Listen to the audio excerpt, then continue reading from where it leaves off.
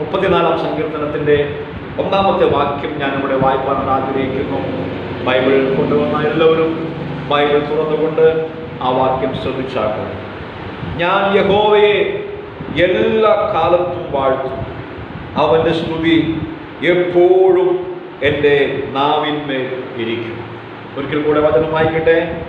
ഞാൻ യഹോവയെ എല്ലാ കാലത്തും വാഴ്ത്തും, അവൻ്റെ സ്തുതി എപ്പോഴും എൻ്റെ നാവിന്മേൽ ഇരിക്കും.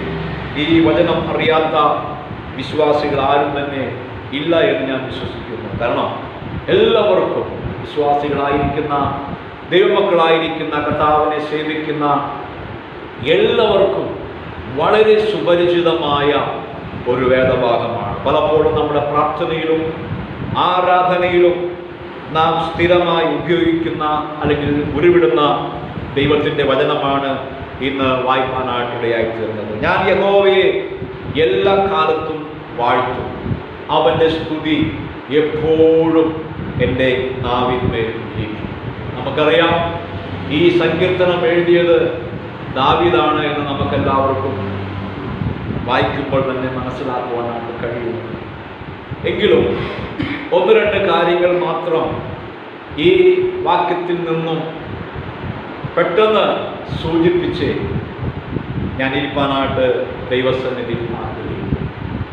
ഒരു ഭക്തനെ സംബന്ധിച്ചിടത്തോളം, അല്ലെങ്കിൽ ഒരു ഭക്തൻ്റെ ജീവിതത്തിൽ സാഹചര്യങ്ങൾ ഒരുപക്ഷെ അനുകൂലമായിരിക്കാം, അല്ലെങ്കിൽ പ്രതികൂലമായിരിക്കും. ഭക്തനെ സംബന്ധിച്ചിടത്തോളം, ഒരു ക്രിസ്തു ഭക്തനെ സംബന്ധിച്ചിടത്തോളം അനുകൂലമായ സാഹചര്യത്തിലും പ്രതികൂലമായ സാഹചര്യത്തിലും കർത്താവിനെ സ്തുതിക്കുക, കർത്താവിനെ ആരാധിക്കുക, പാടി മഹത്വപ്പെടുത്തുക എന്നുള്ളതാണ് പരമപ്രധാനമായ ലക്ഷ്യം എന്ന് പറയുന്നത്. പ്രിയമുള്ളവരെ, നമ്മുടെ ജീവിതത്തിൽ കടന്നു വരുന്ന പ്രയാസഘട്ടങ്ങൾ, രോഗത്തിൻ്റെതായ സാഹചര്യങ്ങൾ, ഈ ലോകത്തിൻ്റെതായ പലവിധമായ പ്രശ്നങ്ങൾ, നമ്മുടെ ശരീരത്തിലുണ്ടാകുന്ന പ്രശ്നങ്ങൾ, നമ്മുടെ കുടുംബത്തിലെ പ്രശ്നങ്ങൾ, അതുപോലെ പലവിധമായ പ്രശ്നങ്ങൾ നമുക്കെതിരെ കടന്നു വരുമ്പോൾ ഒരു ഭക്തനെ സംബന്ധിച്ചിടത്തോളം എല്ലാ കാലത്തും ദൈവത്തിൽ ആശ്രയിക്കുക, എല്ലാ കാലത്തും ദൈവത്തെ സ്തുതിക്കുക, എപ്പോഴും നാവിന്മേൽ ദൈവത്തിൻ്റെ സ്തുതി ഉണ്ടായിരിക്കുക എന്നുള്ളതാണ്. പലപ്പോഴും സാഹചര്യങ്ങൾ പ്രതികൂലമാകുമ്പോൾ നമ്മുടെ നാവിൽ നിന്നും പുറപ്പെടുന്ന വാക്കുകൾ ദൈവത്തിന് വിരോധമുള്ളതായിരിക്കും. അത് പിറുപിറുപ്പിൻ്റെ വാക്കുകളായിരിക്കും.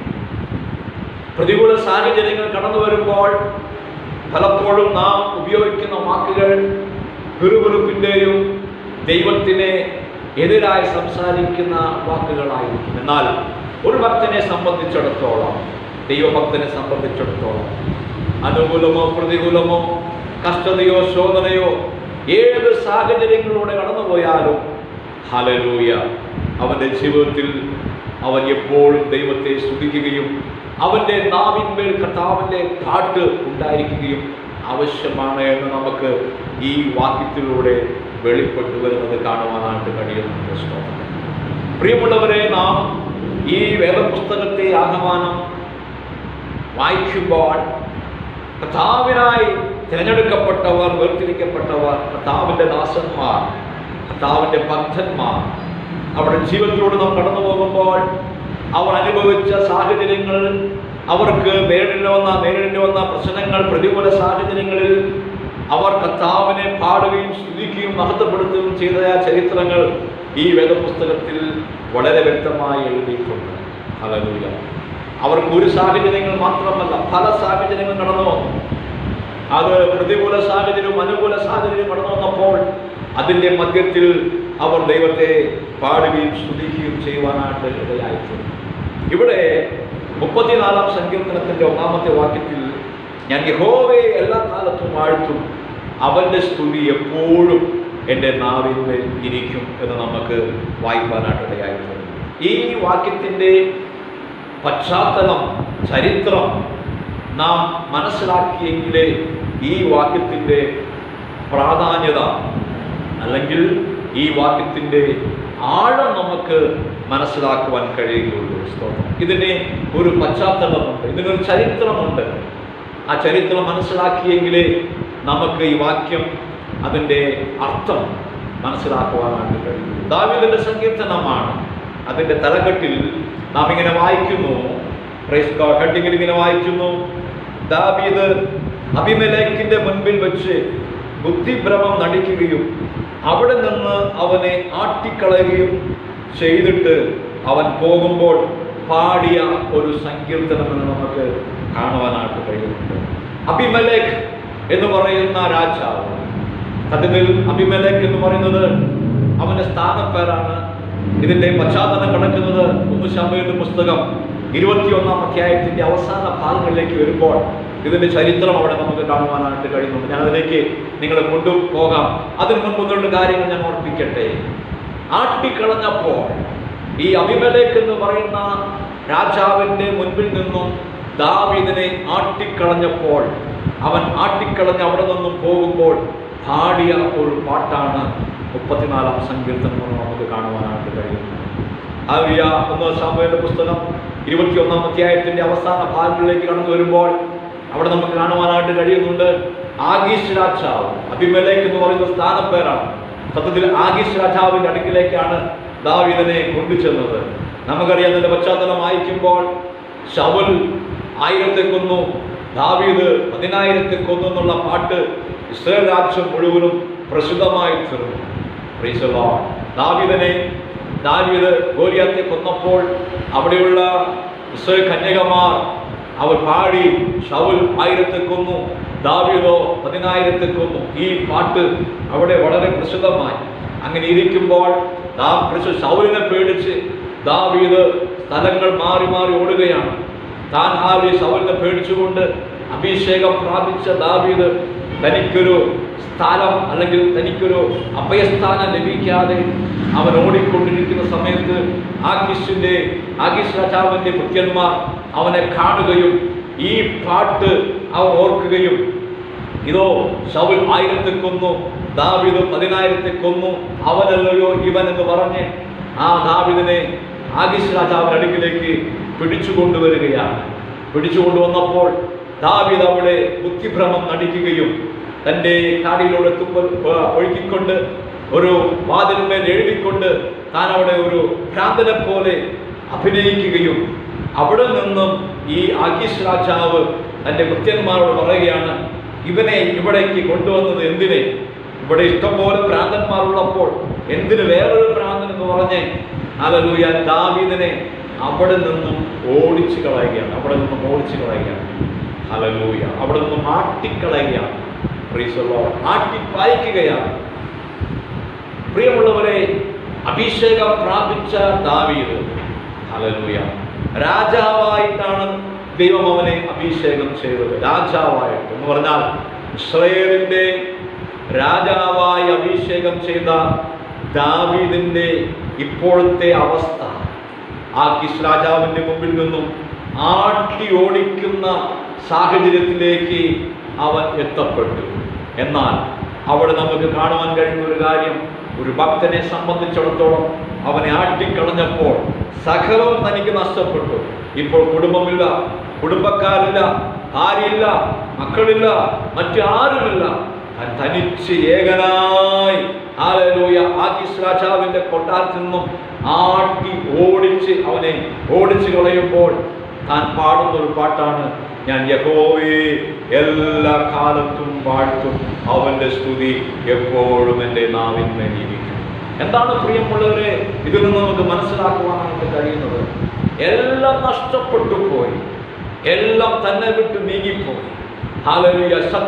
ശത്രുവായ ശൗൽ തന്നെ കൊല്ലുവാനായി തക്കം നോക്കി നടക്കുകയാണ്. ഇവിടെ നിന്നും ആട്ടിപ്പായിച്ചു. ഹല്ലേലൂയ. നിങ്ങൾ 22-ാം അധ്യായത്തിന്റെ 1-ാം വാക്യം വായിക്കുമ്പോൾ ഹല്ലേലൂയ അവിടെ നിന്നും ആഗീശ് രാജാവിന്റെ അവിടെ നിന്നും ആട്ടിപ്പായിച്ച ദാവീദ് അടുത്തത് എങ്ങോട്ടാണ് പോകുന്നത് അറിയാമോ? അവനൊരു ഗുഹയിലേക്കാണ് പോകുന്നത്. വായിക്കാം. 22-ന്റെ 1 വായിച്ചേ. 1 ശമൂവേൽ 22-1. ഹല്ലേലൂയ. Praise God. 1 ശമൂവേൽ 22-ാം അധ്യായത്തിന്റെ 1-ാമത്തെ വാക്യം വായിക്കുമ്പോൾ അവിടെ നമുക്ക് കാണുവാൻ കഴിയുന്നത് ഇങ്ങനെയാണ്. ഹല്ലേലൂയ, ആഖീശ് രാജാവിന്റെ അടുക്കൽ നിന്നും ആട്ടി ഓടിച്ച ദാവീദ് അടുത്തത് അവൻ പോകുന്നത് എങ്ങോട്ടാണെന്നറിയാമോ? അവിടെ 22:1 വായിക്കുന്നു, അങ്ങനെ ദാവീദ് അവിടം വിട്ട് അദുല്ലാം ഗുഹയിലേക്ക് ഓടിപ്പോയി. ഹല്ലേലൂയ. അടുത്തത് ഗുഹയിലേക്കാണ് പോകുന്നത്. തനിക്ക് വേറെ ഒരു അഭയസ്ഥാനമില്ല. ഹല്ലേലൂയ. താൻ അദുല്ലാം ഗുഹയിലേക്ക് ഓടിപ്പോകുമ്പോൾ താൻ പാടിയ പാട്ടാണ്, ഞാൻ യഹോവയെ എല്ലാ കാലത്തും വാഴ്ത്തും, അവന്റെ സ്തുതി എപ്പോഴും എൻ്റെ നാവിന്മേൽ ഇരിക്കും. ഇന്നെന്നെ കേൾക്കുന്ന പ്രിയമുള്ളവര്, എല്ലാം നഷ്ടപ്പെട്ടാലും ആരെല്ലാം നമ്മളെ ഒറ്റപ്പെടുത്തിയാലും ആട്ടിക്കളയുന്ന അനുഭവം നമ്മുടെ ജീവിതത്തിൽ കടന്നു വന്നാലും ഒരു കാര്യം മാത്രം നിന്റെ ജീവിതത്തിൽ നഷ്ടപ്പെട്ടു പോകരുത്. സ്തുതി എന്ന് പറയുന്ന ദൈവത്തെ ആരാധിക്കുന്ന, ഹല്ലേലൂയ, ദൈവത്തെ മഹത്വപ്പെടുത്തുന്ന, ഹല്ലേലൂയ, ആ കാര്യം മാത്രം നിന്റെ ജീവിതത്തിൽ നഷ്ടപ്പെട്ടു പോകരുത്. ലോകത്തിലുള്ള സകലവും നമുക്ക് നഷ്ടപ്പെട്ടു പോയാലും, നാം പാട്ട് പാടിയപ്പോൾ ലോകത്തിലുള്ള സകലം നമുക്ക് നഷ്ടപ്പെട്ടാലും, ലോകക്കാർ നമ്മളെ നിന്ദിച്ചാലും ആട്ടിക്കളഞ്ഞാലും, നാം ഒറ്റപ്പെട്ടു പോയി എന്നുള്ള ആ അവസ്ഥയിലേക്ക് കടന്നു വന്നാലും, ഒരു ഭക്തനെ സംബന്ധിച്ചിടത്തോളം അവന്റെ ജീവിതത്തിൽ നിന്നും നഷ്ടപ്പെട്ടു പോകാത്ത ഒരു കാര്യമായിരിക്കണം യഹോവയെ സ്തുതിക്കുന്നത്. ഹല്ലേലൂയ. ഞാൻ യഹോവയെ എല്ലാ കാലത്തും വാഴ്ത്തും, അവന്റെ സ്തുതി എപ്പോഴും എൻ്റെ നാവിന്മേലിരിക്കും. എനിക്ക് എല്ലാം പ്രതികൂലമായി മാറിയാലും, ആരെല്ലാം എന്നെ ആട്ടിക്കളഞ്ഞാലും, ഞാൻ എവിടെയെല്ലാം ഒറ്റപ്പെട്ടാലും, എൻ്റെ ജീവിതത്തിൽ നഷ്ടപ്പെടാത്ത ഒരു കാര്യമുണ്ട്.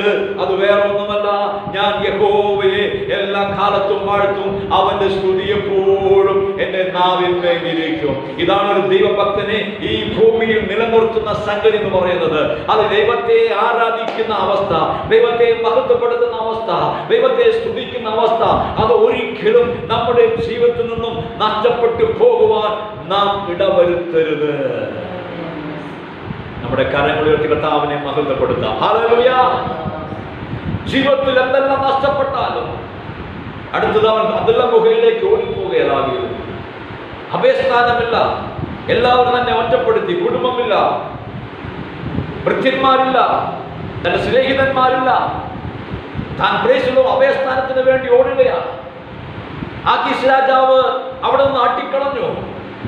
ഇനി അഭയം പ്രാപിപ്പാൻ വേറെ സ്ഥലമില്ല. അവൻ അദുല്ലാം ഗുഹയിലേക്ക് ഓടുമ്പോൾ അവൻ പാടുകയാണ്, എനിക്കൊരു അഭയസ്ഥാനമുണ്ട്, എനിക്കൊരു കർത്താവുണ്ട്, എനിക്കൊരു ദൈവമുണ്ട്, ആ ദൈവത്തെ ഞാൻ എല്ലാ കാലത്തും വാഴ്ത്തും, അവന്റെ സ്തുതി എപ്പോഴും എൻ്റെ നാവിന്മേൽ ഇരിക്കും. പ്രിയമുള്ളവരെ, നീതിമാനെ ഈ ഭൂമിയിൽ അഭയസ്ഥാനം എന്ന് പറയുന്നത് കർത്താവിന്റെ നാമമാണ്. യഹോവയുടെ നാമം ബലമുള്ള ഗോപുരമാണ്, നീതിമാൻ അതിലേക്ക് ചെന്ന് സുഖമായിരിക്കുന്നത് പ്രകാരം.